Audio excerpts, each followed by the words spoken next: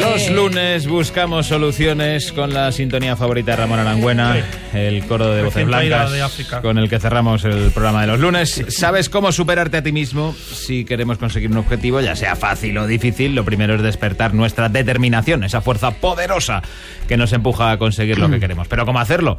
Porque está fácil decirlo, pero hay que conseguirlo. Pilar Jericó nos propone conectar con nuestro argumento de fuerza, con ese deseo genuino que nos da la vida. Es lo que hizo, por ejemplo, la hermana Buder, una monja católica que con más de 80 años ha ganado Ironman, en este caso Iron Woman sería. Ella empezó a correr con 48 años porque tenía sobrepeso y su sacerdote le propuso que hiciera algo de ejercicio. Lo que pasa es que ella se lo tomó muy al pie de la letra y empezó a armonizar la mente, el cuerpo y el espíritu. Ese argumento de fuerza para hoy, tener a sus espaldas 340 competiciones de triatlón, 45 de ellas en la distancia de Ironman, porque como dice la hermana Buder, The only failure is not to try. El único error es no intentarlo. Pilar Jericó, ¿qué tal, Pilar? ¿Cómo estás? Buenos días. Hola, buenos días. Claro, contado así parece fácil, pero hay que buscar esa fuerza de la determinación, la que te ayuda a conseguir cosas que, dicho y contado así, suenan casi espectaculares. Bueno, sobre todo en el caso de la monja Buder, ¿no? Que esta mujer odiaba realmente el deporte. Dice que la única cosa que tenía, el único recuerdo que tenía de deporte era corriendo cuando le querían poner una inyección, que era lo único que corría.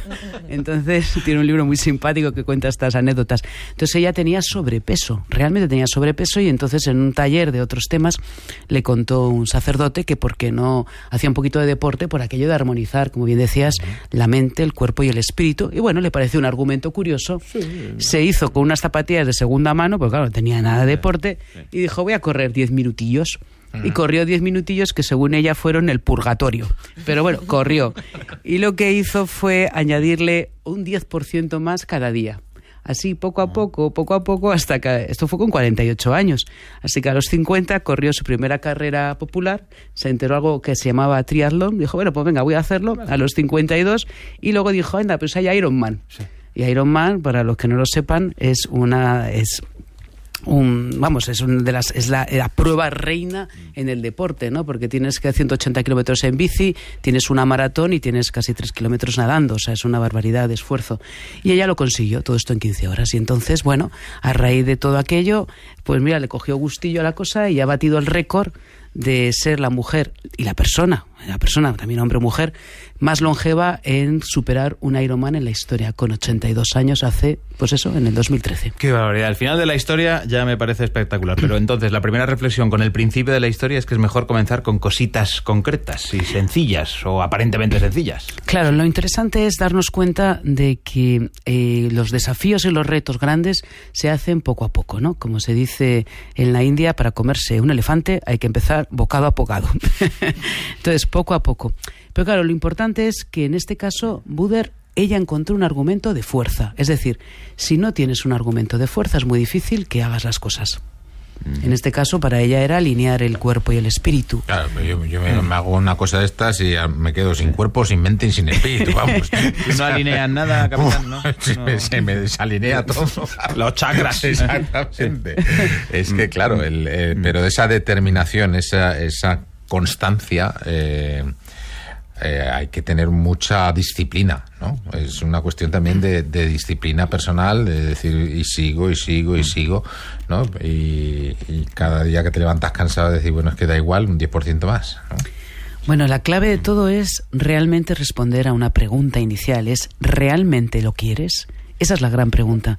Yo el otro día estaba en un taller con personas, ya sabes que los consultores llamamos taller a lo que son sesiones de formación, y todos hicieron su plan de acción. Y cuando hicieron después de no sé cuánto rato el plan de acción, oye, todo muy bonito, les pregunté, y ahora os voy a preguntar, de todo lo que habéis escrito, ¿realmente lo queréis hacer? Y dijeron la mayor parte, no. Digo, pues claro, no vais a hacer nada. No vais a hacer nada. Entonces, para que se despierte esta determinación, en el fondo, es ¿realmente lo quieres?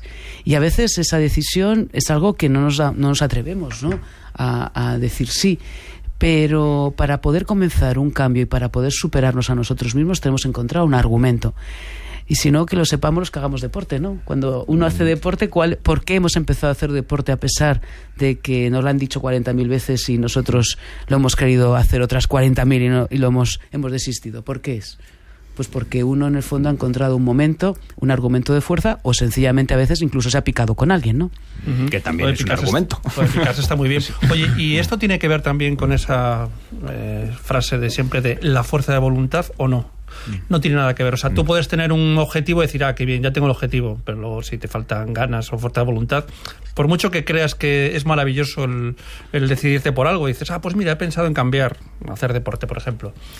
Eso no es conseguirlo al 100%, ¿no? Hasta que no te entrenas, digamos, de tu fuerza de voluntad, no puedes conseguir nada. Bueno, o es una frase en desuso, la fuerza de voluntad. A ver, hay una clave importante, que es el 10% que ella añade, ¿no? O sea, nosotros podemos correr 10 minutos, pero el desafío es encontrar pequeños...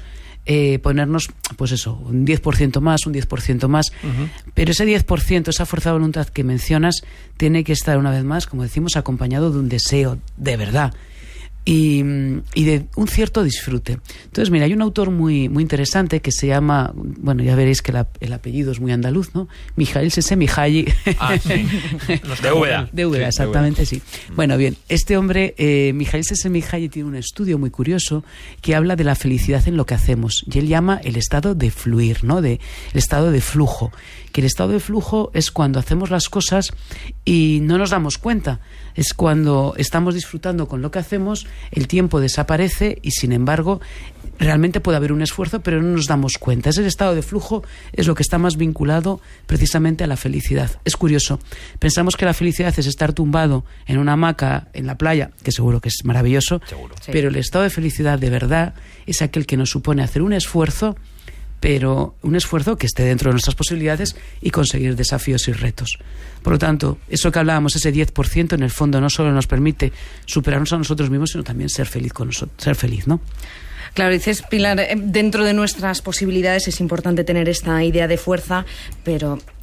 imagino que es importante también poner límites. A lo mejor yo puedo empezar a correr, pero la pértiga con 1,60 pues me resulta más complicado, ¿no? Entonces esos límites también hay que tener una visión realista, ¿no? Claro, porque aquí lo explica muy bien Mijail Csikszentmihalyi, ¿no? Dice, cuando nos pongamos unos retos, los retos tienen que tener varias peculiaridades. Uno de ellos tiene que estar acorde con nuestras habilidades. Es decir, si, como tú dices, me voy a poner a saltar a pértiga, hombre, pues a lo mejor hay que empezar con algún ejercicio previo, ¿no? Hay que poner acorde a nuestras posibilidades. Segundo, tenemos que tener lo que se llama en inglés el feedback, es decir, enseguida saber si lo estamos haciendo bien o mal. Por ejemplo, si estamos corriendo es fácil porque tenemos un cronómetro, podemos ver si hemos corrido más tiempo, menos tiempo, etcétera. Podemos valorarlo, ¿no? Y si es un tema que, por ejemplo, voy a estudiar más, tienes que tener algún tipo de indicador que te esté diciendo, que te esté animando. En el fondo necesitamos tener como cheerleaders, ¿no? Dentro, animadores internos para decir que vale la pena. Por lo tanto, un reto es, para superarnos a nosotros mismos, que nuestros objetivos estén de acuerdo con nuestras posibilidades. Ni nuestras posibilidades excedan ni nuestros objetivos excedan, porque si no, no hay motivación. Segundo, el feedback. Tercero, curiosamente, ese reto, buscarlo respondiendo a esta pregunta que decíamos, ¿realmente yo lo quiero? Y si no, piquémonos con alguien, compitamos con alguien. Por ejemplo, en la carrera se ve, a mí me da pereza salir a correr o hacer deporte, pero si me alío con alguien, a lo mejor es más fácil. ¿Es más eficaz competir contra uno mismo, competir contra los demás? Incluso en lo literal de una prueba deportiva. No sé si es más eficaz contra uno, porque eso es imbatible y lo llevas siempre puesto, o contra los demás, que al final necesitas a otros, claro. Bueno, o si no tienes unas apps también que te compiten, que este es uno de los éxitos que está teniendo algunas compañías, ¿no? Bueno, yo creo que depende mucho del carácter. Hay personas que se motivan más compitiendo con otros y hay otros que nos motivan más o nos motivamos más con nosotros mismos. Yo creo que si lo haces contra ti mismo es siempre mucho más interesante, ¿no? Porque de hecho, cuando estás compitiendo constantemente con alguien, llega un momento en el que si ese alguien desciende su nivel de motivación, a ti también te influye. Por lo tanto, siempre es interesante tener referencias internas, no externas, ¿no? Y en los momentos de bajonazo, cuando te apetece tirar la toalla, cuando no quieres o seguir corriendo o seguir estudiando, tú te has planteado la pregunta, has respondido que sí, pero claro, es que muy cansado. ¿Qué haces en esos momentos? Bueno, como decíamos, hay personas que funcionan por penalizaciones y hay otros que funcionan por reconocimientos. Entonces, si realmente un día pues no te apetece, Bueno, yo creo que tampoco hay que ser tan... permitirse un día, yo creo que todo el mundo lo puede pasar, ¿no? Que hoy no me apetece, hoy no me encuentro bien hacerlo. Pero comprometerte contigo mismo que al día siguiente vas a hacer un poquito más. Porque si no, está la trampa de que, bueno, hoy no pasa nada, mañana tengo otro argumento, y así pasan los días y al final te das cuenta que te has dejado de hacer ese deporte o lo que tú deseabas, ¿no?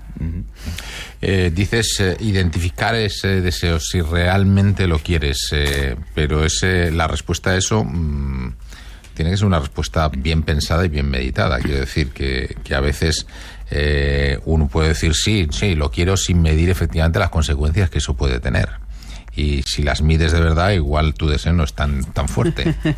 Bueno, yo creo que la respuesta tiene que ser una respuesta precisamente no meditada. No meditada. Es justo, o sea, es decir, realmente, además, todos los que nos están escuchando, realmente tú qué deseas hacer.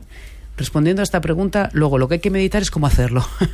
Y si a lo mejor nos hemos planteado, pues qué sé yo, conseguir una posición en una empresa muy ambiciosa, luego ya viene ponerle la mente a cómo conseguirlo, ¿no? Por eso la determinación tiene esos dos capítulos. La primero es responder, y en eso yo no lo meditaría demasiado, y segundo, luego el ponerlo en práctica. ¿Y por qué digo que no lo meditaría demasiado?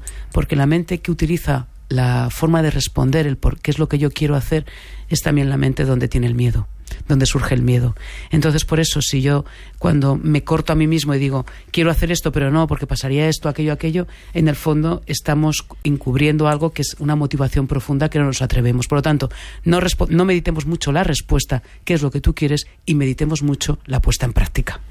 Y puede haber una política de premios, no sé, si corro tanto me voy a comer un pastelazo. Igual no es la idea. No sé, yo pregunto. Creo que estás confundiendo. Yo creo que está bastante bien lo que dice Ramón. Sí, oye, yo creo que hay que darse la política de reconocimientos, pero seguramente algunos que son un poquito más incompatibles que otros. Claro, me voy a tomar un bote de leche condensada si corro. No es la... No, eso es... Perdón, no sé por qué Pilar. Pues porque entonces no hace falta que salgas a correr. Pero la cuestión es correr, y ya está, pues corre, mira qué energía te metes con un bote. La de monja esos. para perder peso empezó. Si se hubiera metido un cochinillo después de cada carrera, imagínate. Será su deseo perder peso, pero si tu deseo es simplemente correr, pues la monja corre. ¿Sigue siendo monja la monja también? Me pregunto. Bueno, la verdad es que sigue siendo monja católica, pero ha creado una especie de congregación aparte. Los runners. No sé si serán los runners, pero es muy simpática, es muy simpática. Si la veis por internet es muy simpática, además es muy afable, y curiosamente ella el récord lo tuvo en el año 2013, pero en el 2012 se quedó muy poquito, porque se ha quedado tan delgada que hubo un viento tremendo en Hawái que se la llevó a la pobre. Pero bueno, oye, vale. Se ha roto cadera, se ha roto de todo, pero sigue ahí y sigue corriendo. Es una demostración increíble de que cuando el deseo es muy fuerte y hay constancia, puedes conseguir lo que tú te propongas. Pero vamos, que lo del pastel no. Y lo del pastel creo que no lo tenía dentro de su capítulo. En este caso con la ayuda de Dios, claro, es que así... Pues es curioso. Ella dice en su libro, además muy simpático, que cuando corre con chavales jóvenes, dice usted cerca de nosotros, dice para ser enchufados de Dios. Pilar Jerico, muchas gracias, Pilar. Muchas gracias a vosotros. Cuídate esa voz, cuídate esa voz.